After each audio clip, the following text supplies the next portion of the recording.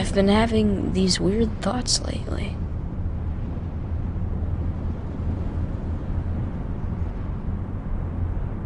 Like, is any of this for real? Or not? Peanut Butter and Jelly, Marvel and Capcom, Rebecca Black and the Mute Button. Some things just go together. But before 2002, who the hell asked for Cloud Strife in the same game as Bambi?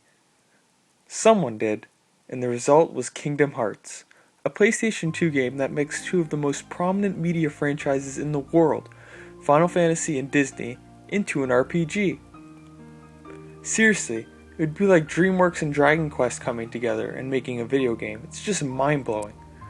But the real question here is, does the concept work? Or did Square Enix just make this because they knew they'd be filthy rich from the premise alone? Well, the story in Kingdom Hearts follows a young boy with Gigantafeet, Sora, as he's swept away on a magical adventure across multiple Disney worlds with Donald and Goofy, to save his friends from a mysterious evil force. The story of the first Kingdom Hearts is simple, with relatively few twists and engaging moments. Most of this game is spent rehashing classic Disney stories, which was fun in its own right, but it comes across as a little lazy by the developers. It's just a basic story about friendship and having the power of heart. The characters are also nothing really to gawk at. No one really stood out in terms of character development or characterization or anything like that, but in that vein, no one got on my nerves either. Take the protagonist, Sora for instance. He is the most typical Japanese anime male lead stereotype ever. Literally nothing sets him apart from the crowd, except for his aforementioned Gigantafeet. His character was so one-dimensional that swimming around Atlantica made me nervous because I was so worried that as a cardboard cutout, he might not last 5 minutes. But maybe I'm being a little too harsh because this game was aimed at a prepubescent crowd, so that gets it off the hook when it comes to simplicity. Exploring the Disney worlds is what makes up the bulk of this game, and this is done pretty well for the most part. From Alice in Wonderland, Tarzan, Peter Pan and beyond, there's a lot of Disney worlds to explore and a lot to see and do in this huge quest. Now is a good time to mention that the voice acting in this game is perfect. Square Enix and Disney pulled out all the stops here in terms of voice actor, and god does it show because everybody sounds like they should. And as a Disney fan, it's great to see these movies in 3 dimensions, and exploring them is a really rewarding experience. However, worlds like the Little Mermaid world were annoying, just swimming around hoping to trigger the next plot point. And God forbid that somebody walks in your room and sees you playing with Ariel and a fish boy.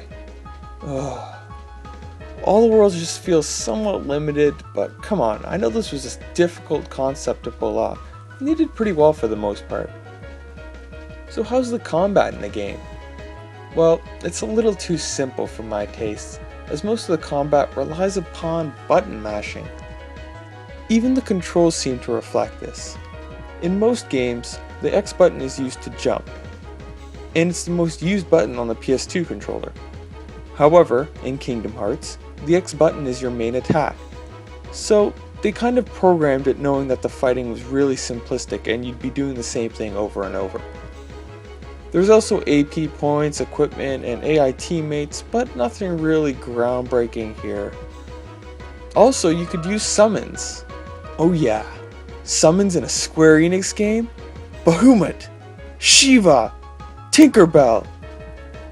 For a kid's game, it could get pretty dicey in some parts too, but I felt the difficulty was actually at a good place. It's not ball-breakingly hard, or why am I even playing easy? It's just somewhere in between. However, don't even get me started on the gummy ship aspect of the game. Ugh, that was just a disaster. Oh yeah, the hero's weapon of choice in this game is a Keyblade. Now, I don't know if this is a really cool idea or friggin' stupid. I mean, come on, what other household items can become weapons of lore? The shoehorn, the spork, The pen! Get it? Because the pen is mightier than the sword. Oh my god, I'm so clever. I'm also a little nervous about anything that ends with blade these days, ever since the gun blade. Ugh. Anyway, most of the dialogue was alright, but again, nothing too memorable. The game carries a really light tone, and I was interested to see how the merging of the happiest place on Earth and the not so happiest place mixed together. I kind of wish that they focused more on the Final Fantasy characters in their world, but they're mostly reduced to cameos in the game, which is pretty weak, but come on, it could have been worse.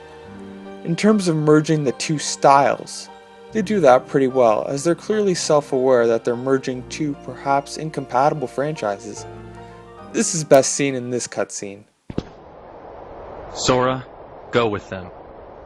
Especially if you want to find your friends. Yeah, I guess. But you can't come along looking like that. Understand? Oh, No frowning, no sunsets, okay? yeah, you gotta look funny, like us. Yup. Whoa. This boat runs on happy faces. Happy?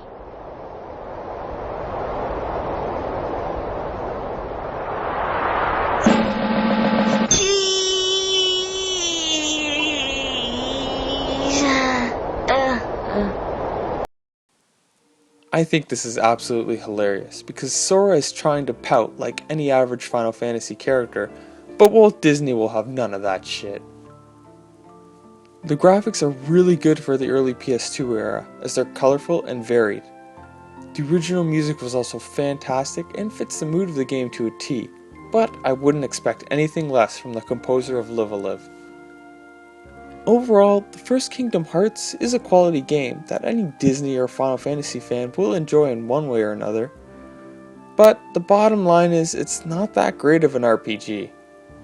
Even as a fan of the series who enjoyed the experience, I have to admit that it's really simplistic and a little shallow for both an RPG and even as an action game.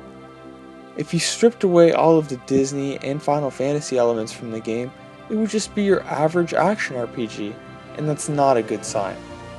It's definitely an overrated game, and I would say it's an overrated series, but it's still a good one.